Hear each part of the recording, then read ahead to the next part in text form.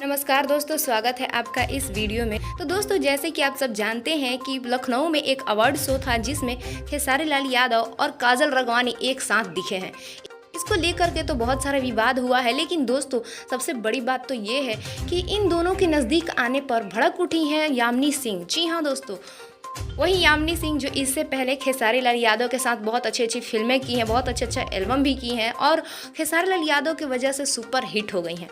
तो दोस्तों, अब जानना ये है कि यामिनी सिंह क्यों भड़की हुई हैं काजल राघवानी और खेसारी लाल यादव के नज़दीक आने पर।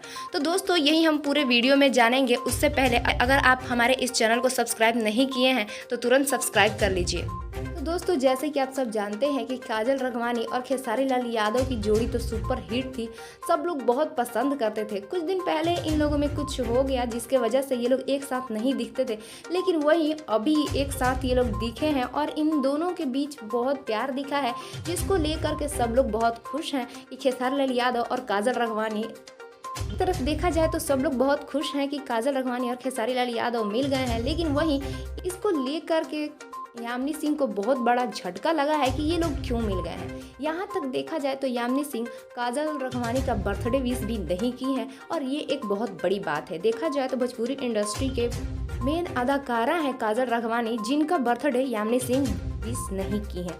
दोस्तों, इस बात पर तो बहुत सारे विवाद हुए हैं और सब लोग काफ़ी इधर उधर बातें बोल रहे हैं, लेकिन दोस्तों मैं आपसे जानना चाहती हूँ, आपको क्या लगता है, क्या सच में यामिनी सिंह खेसारी लाल यादव और काजल राघवानी के एक होने पर खुश नहीं है? आपको क्या लगता है? आप अपनी राय कमेंट्स बॉक्स में ज़रूर बताइएगा।